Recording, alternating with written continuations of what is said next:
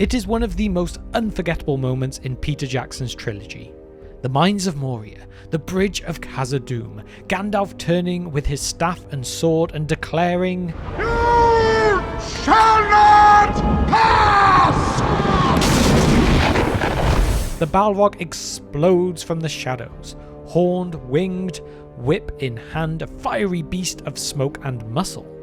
In the movies, this is how most people know the Balrogs, monsters of flame and ash, half beast, half demon. But that is not exactly what Tolkien wrote.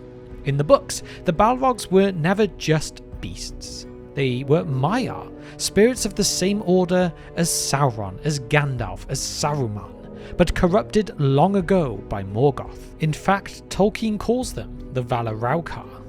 Of the Maiar, many were drawn to Melkor's splendour in the days of his greatness, and remained in that allegiance down into his darkness, and others he corrupted afterwards to his service with lies and treacherous gifts.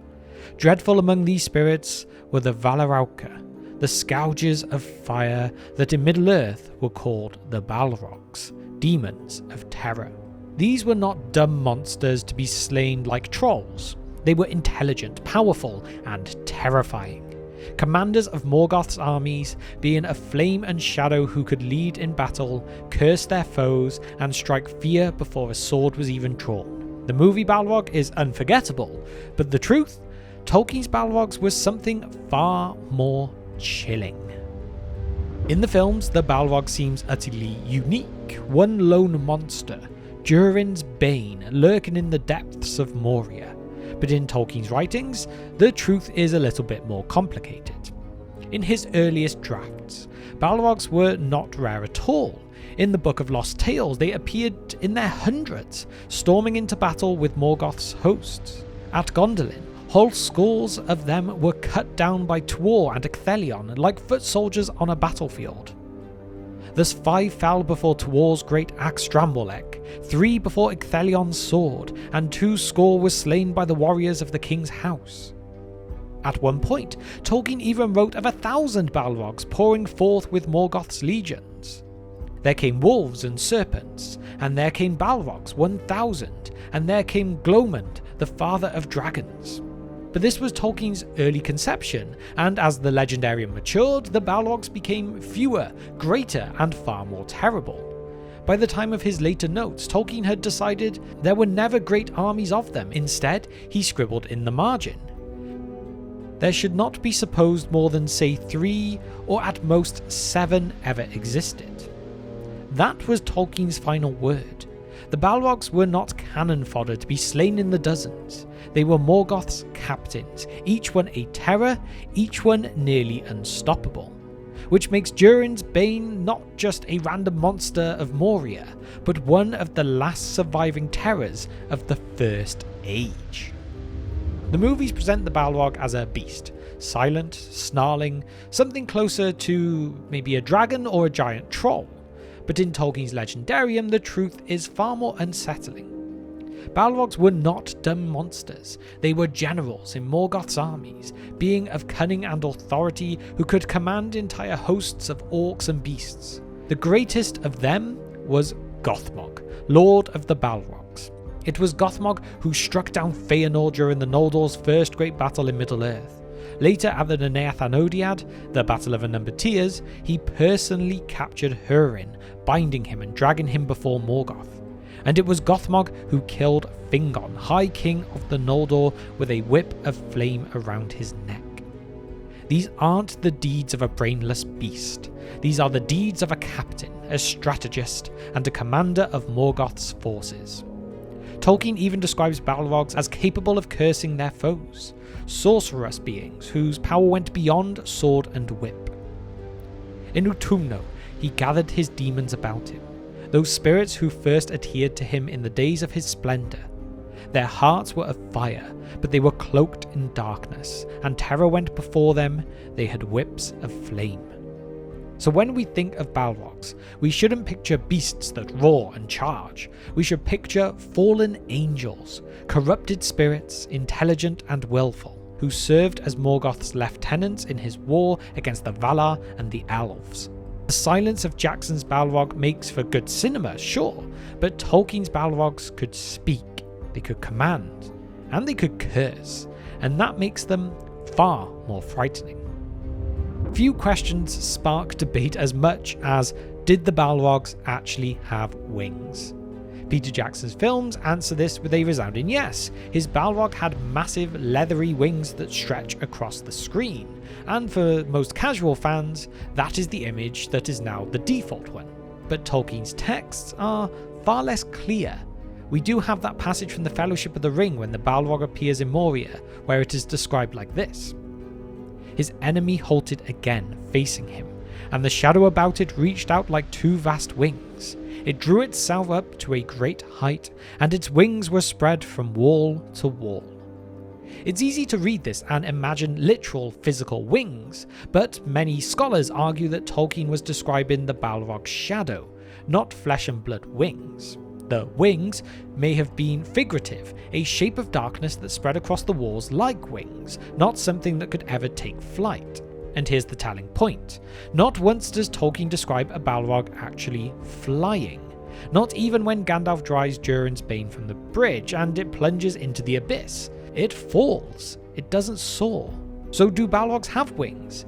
The answer is, Tolkien did leave it ambiguous. He may have liked the imagery of winged shadows, but he never committed to them being literal.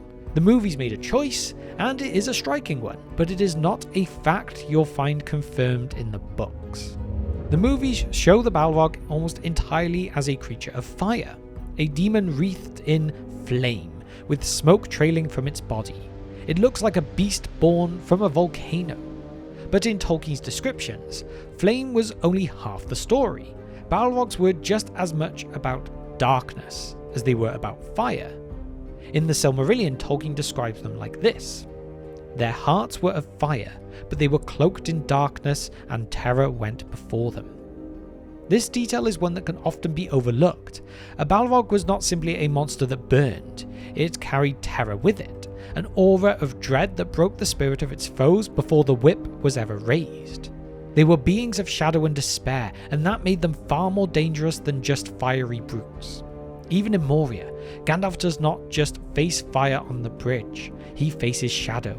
Tolkien writes of the creature wrapped in darkness and gloom, with its fire only flickering out through the cracks. It was a being that combined lightless dread with searing flame, a living contradiction, both flame and void. By focusing on spectacle, the films leaned hard into the fire, but the books reminded us that the Balrogs were also sorcerous beings of shadow and fear, whose greatest weapon was not always their whip or their sword, but the terror that walked before them. If there was ever any doubt that Balrogs were more than beasts, look no further than Gothmog, that Lord of the Balrogs and High Captain of Angband we have already mentioned. It was Gothmog who led Morgoth's armies during the Great Wars of the First Age. He personally struck down Fëanor, as we've said, wounding him so grievously that the fiery spirit of the Noldor burned out shortly after.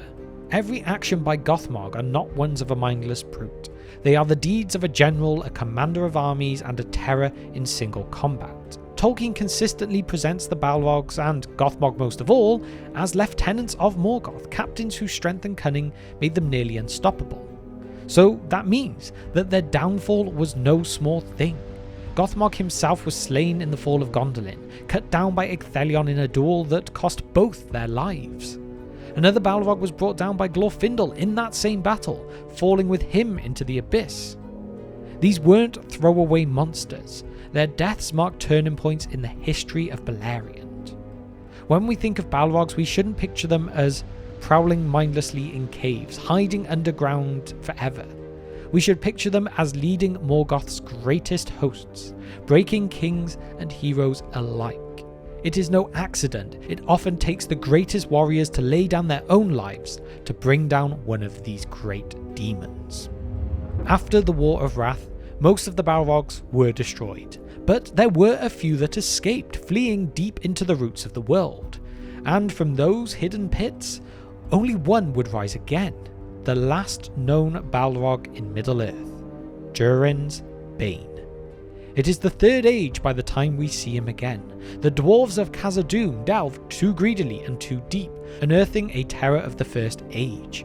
And when this Balrog awoke, it slew King Durin, and later his son Nain, driving the dwarves from their greatest city.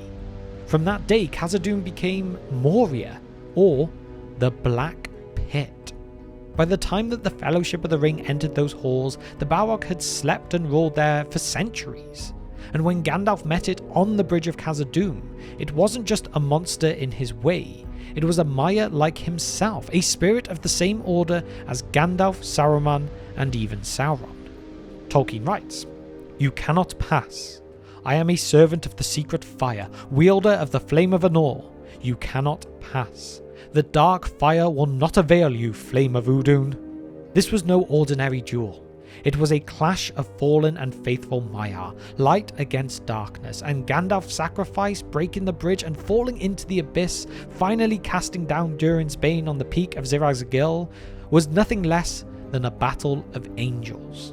The movies show us the spectacle, and brilliantly so, there's no doubt about it. But when you know the truth, the written truth, it becomes even more chilling. Durin's Bane wasn't just a fiery monster, it was one of Morgoth's last captains, crawling out of the shadows of the First Age to remind Middle-earth of its darkest past. And so, there we have it. Balrogs weren't beasts, they were fallen Maiar spirits of the same order as Gandalf and Sauron. They weren't mindless, they were commanders like Gothmog, slayer of kings and captains. They weren't countless, Tolkien's later writings say only a handful ever existed, and they weren't just fire, they were cloaked in shadow, bringing dread before them.